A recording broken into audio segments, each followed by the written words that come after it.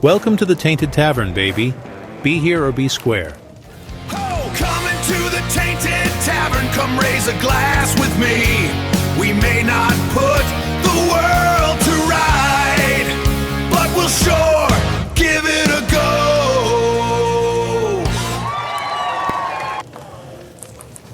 Hello and welcome to the Tainted Tavern, and today we are goofing on Elvis. Now I'm aware that the term goofing can mean making fun of, but I don't mean it in that sense. I used it for the title of this video because of the REM song, The Man on the Moon, about Andy Kaufman. You goofing on Elvis, so I just used it for that. I thought it was catchy. But today I just want to talk a little bit about Elvis Presley and show you a couple of CDs which I feel are the best compilation albums out there of the retrospectives of Elvis's career as such. There are so many ways to collect Elvis Presley these days, and so many different albums out there. But the two CDs I'm about to show you, I feel are the finest collections spanning Elvis's entire career. I also want to show you a newspaper from my collection. And this is not a replica, but this is an actual copy of the Daily Mirror from Wednesday, August the 17th, 1977, reporting on Elvis's passing. As I say, this is not a replica, it's an actual newspaper. Now, I was 12 years of age when Elvis passed away. Well, I was 11 really, because Elvis passed in the August rather, and I wouldn't be 12 until that November. So yeah, I was 11 years old, going on 12. But I was a huge Elvis fan at that time. You know, I loved even the movies these days, and the ones that I feel are bad movies, that are not really good movies. During my childhood, I loved them all, and they were regularly shown on BBC One. Especially during the school summer holidays. I remember '76, the year before Elvis died, the BBC had a season of Elvis Presley movies, you know, the likes of Blue Hawaii, Viva Las Vegas, all that lot. And I soaked up those movies during that period. These days, I look at Elvis's movie output with a different critical eye, and I'm aware that many of them are not exactly what you would call good movies, although there are one or two classics there. And of course, I'm doing a series reviewing every Elvis Presley movie, and we currently have just done Jailhouse Rock was the most recent, and I will be doing my review of King Creole, which, spoiler, I think is Elvis's finest movie performance. So look for that down in the playlist below, the playlist marked Elvis, and you'll find those videos. But I just want to talk about the impact, because next year it'll be 50 years since Elvis passed away. That's 50 years, and we're still talking about him. I mean, Elvis is as relevant now as he ever was. The recent release of the concert footage turned into the movie Epic by Baz Luhrmann.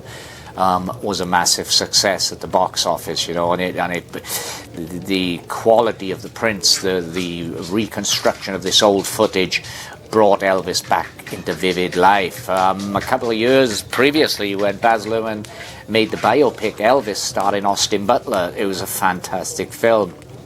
And Elvis, I'm watching YouTube and I'm seeing videos by youngsters, you know, who weren't even alive when Elvis passed away, who were born many years after Elvis died, and they are reacting to Elvis's music. So Elvis is evergreen, and in terms of popular culture, he's a very important figure.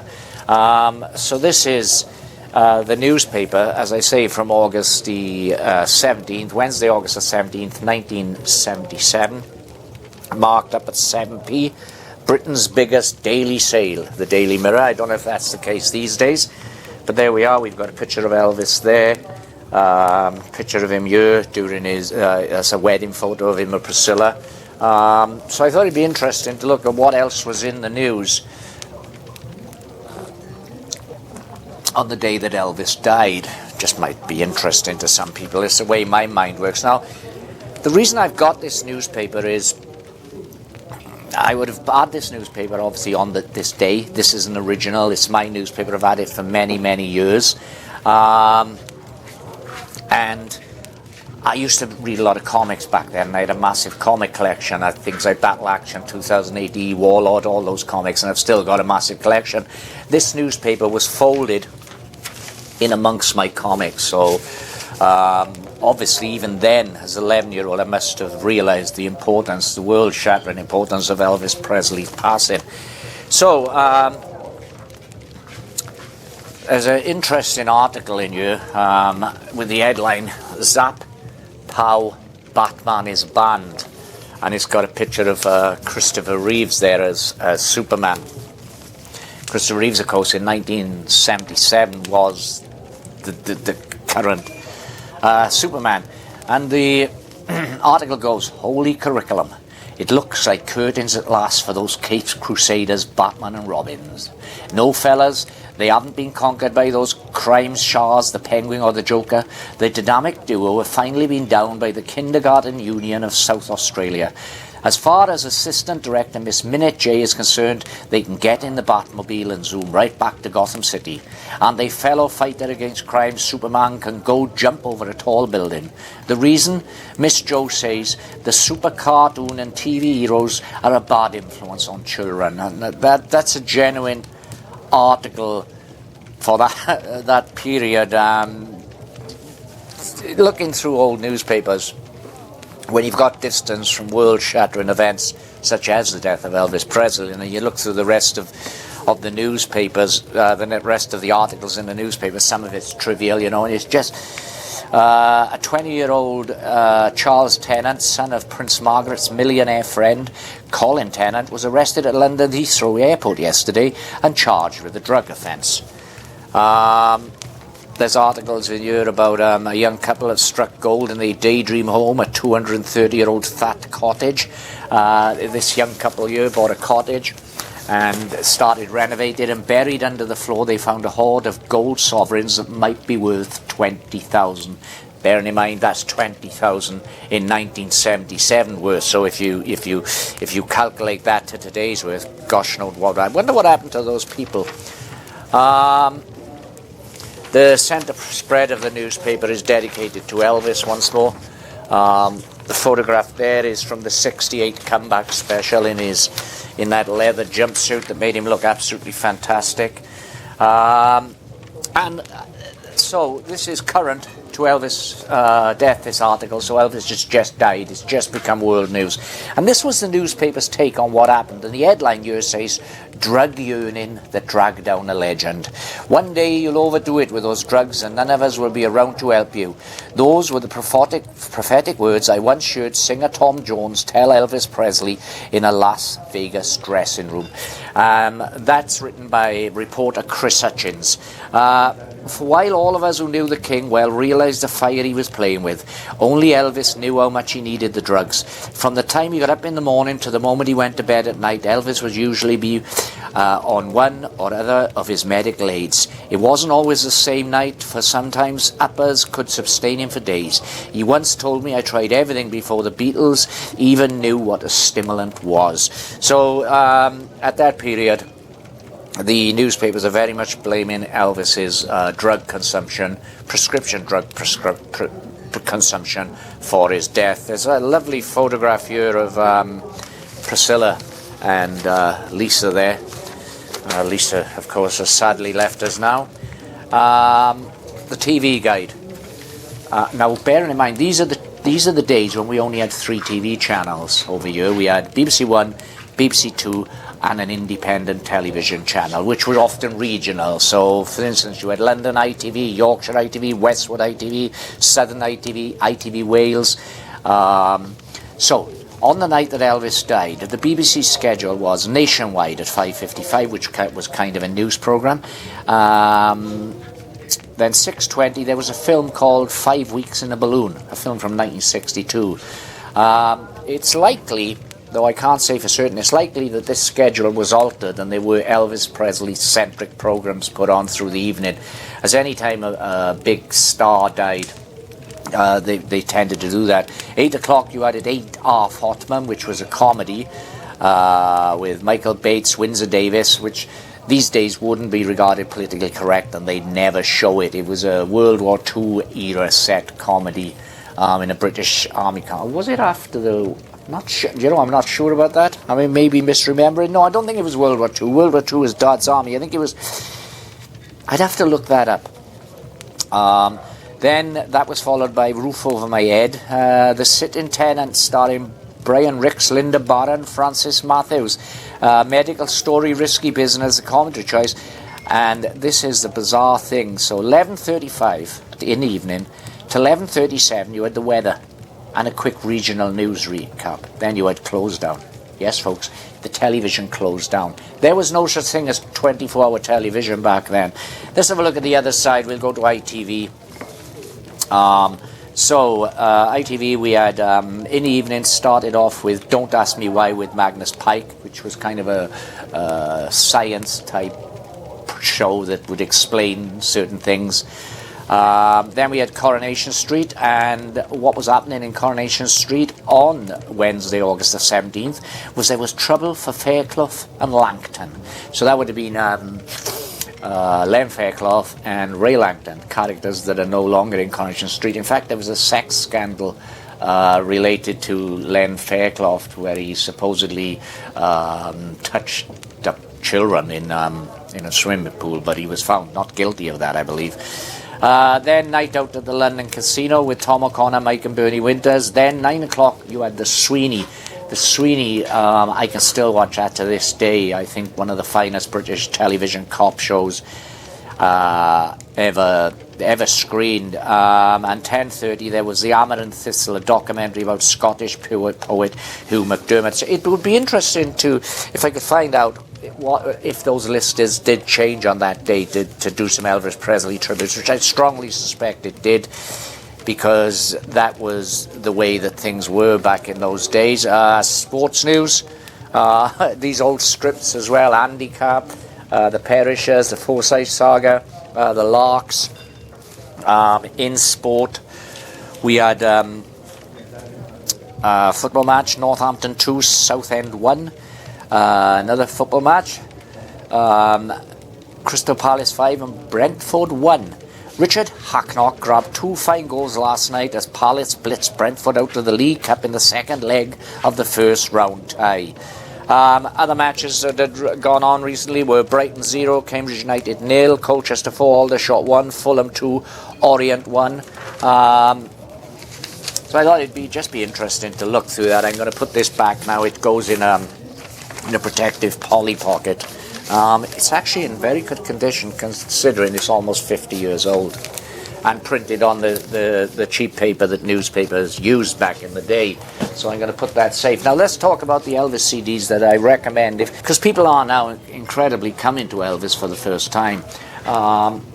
And the CDs that I would recommend as being indicative of Elvis the King's entire career are these 2 CDs here: Elvis 30 number 1 hits and Elvis second to none. Now the first CD, Elvis 30 number 1 hits, collects 30 of his number 1s. That's not the entirety of his number 1s, but the remaining number 1s were collected on this second to none.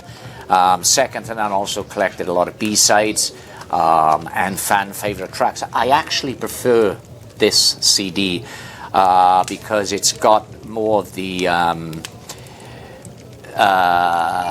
deep dive type tracks, which I really like, although there's nothing wrong with this. I mean, it starts off with Heartbreak Hotel.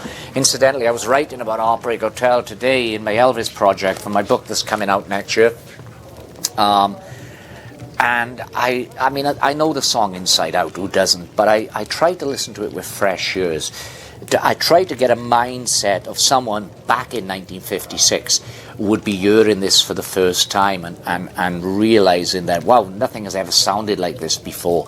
RCA, of course, the record company who had just signed Elvis during this period for a record fee, didn't want to release the single. They weren't happy. They felt the single was too morbid. Sam Phillips, who famously discovered Elvis Presley and first recorded him for Sun Records, actually, when he first heard Heartbreak Hotel, he thought it was a morbid mess. But Elvis believed in it enough that he wouldn't be swayed, and luckily that he had his way and it was released as a single, because Heartbreak Hotel very much changed the world. We then got a lot of his early number one hits. You got Don't Be Cruel, Hound Dog, Love Me Tender, Too Much, All Shook Up, Let Me Be Your Teddy Bear, Jailhouse Rock, Don't, Hard-Headed Woman, One Night, Now and Then There's a Fool Such as I, A Big Uncle Love, Stuck on You, It's Now or Never, Are You Lonesome Tonight, Would Not, Surrender, Marie's the name of his latest flame, Can't Help Falling in Love, Good Luck Charm, She's Not You, Return to Sender, You're the Devil in Disguise, Crying in the Chapel, In the Ghetto, Suspicious Minds. In the Ghetto is beautiful, isn't it? Suspicious Minds, of course, no one will ever own that song the way Elvis did. The Wonder of You, Burning Love, Way Down, and the bonus track on here is the JXL radio remix of A Little Less Conversation, which also sent Elvis back to number one in the charts long after he passed away. Now these come in, actually it was 2002, the release date of A Little Less Conversation, June the 25th, 2002.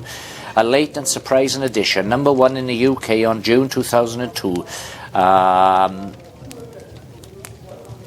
Just incredible. As I say, this comes in a jewel case. Now, I prefer the modern way of packaging CDs in miniature LP sleeves or digipacks, although a lot of people do prefer the digipacks. I've never liked them. I've always found it difficult to get out the inlay booklets, and it tends to mark them along the top. But the booklets with both of these CDs are pretty decent. You get all the information on each single.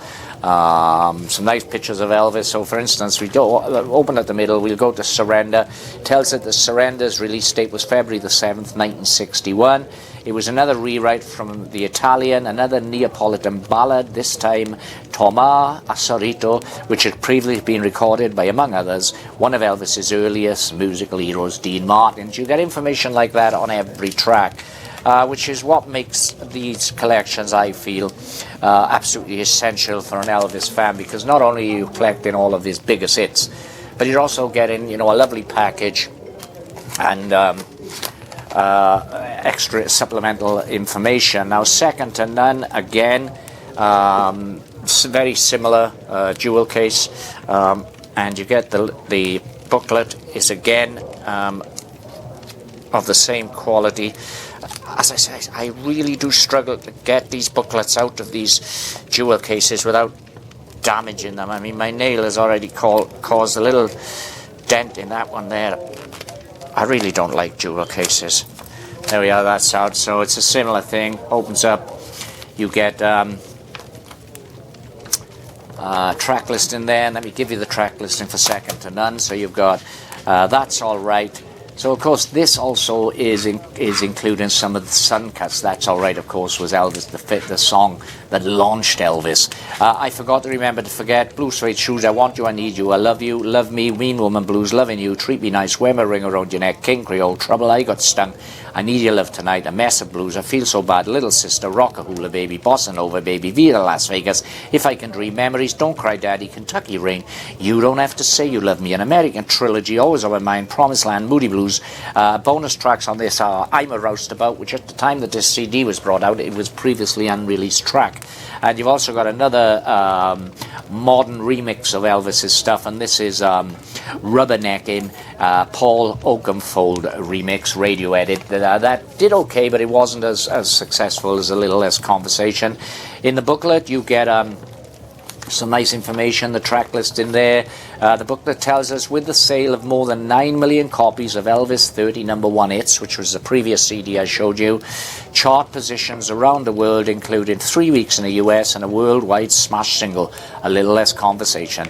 2002 proved that the music of Elvis Presley is alive today as it has ever been. In 2026, those sentiments stick. And next year, 2027, will mark 50 years since Elvis's death, so mark my words, Elvis will be everywhere.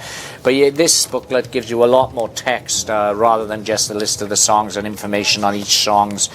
It also tells you some of the things that Elvis was known for. It says he was the first to create fan hysteria. I'm not quite sure about that, mind, because Frank Sinatra did a similar thing earlier, though not admittedly to the extent of Elvis Presley. It also says that Elvis was the first to be censored. Again, that's arguable, because a lot of the black performers prior to Elvis were censored. A lot of segregation going on back in the early to mid-50s when Elvis was first bursting onto the scene. The first to have a private jet, that may be true.